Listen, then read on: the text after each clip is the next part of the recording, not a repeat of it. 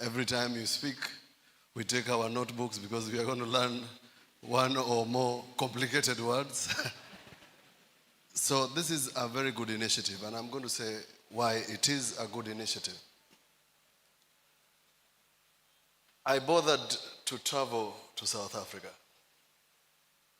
and I went to the Robben Island to see the place where Mandela and his friends were incarcerated.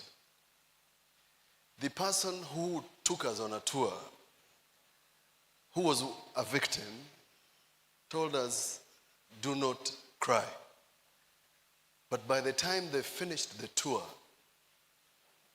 I can tell you, you cannot not cry.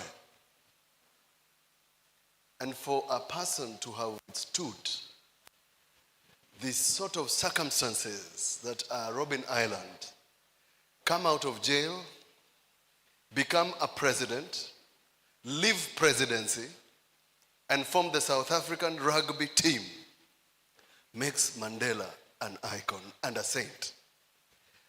Now, why is this important?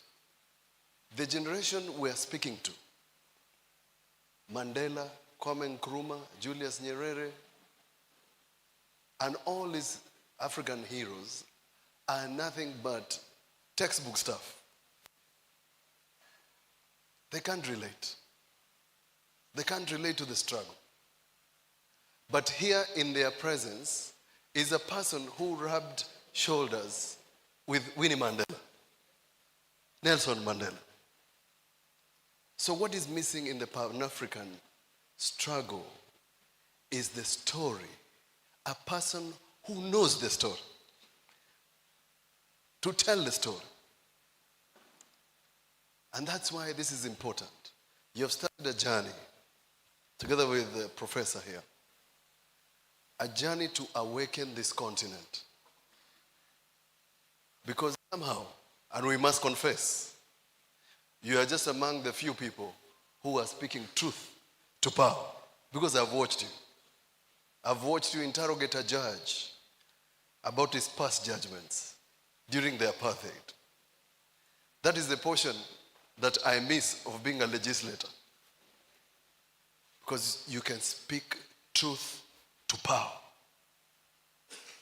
So what you have started today is a journey of these young people to tell them that we are here enjoying the fruits of somebody who made a sacrifice like Nelson Mandela. So that it reminds you that you have an obligation. You have an obligation to your nation. So just like your famous speech in the burial of Winnie Mandela that ran viral, give us a signal. Give us a signal. Because that is what we need in Africa. I have said and I mentioned to you, your music is our music. The Nigerian movies, I don't want to tell you about it. They love them. So deep inside, all of us are the same. These boundaries are colonial boundaries that were placed there to divide us. And we must go back to the drawing board. With those few remarks, welcome to Makueni. It's a pleasure for all of us to welcome you here. I feel privileged as the governor to welcome you here. I traveled all the way to watch you. Now I'm going to sit here in Makueni and listen to you.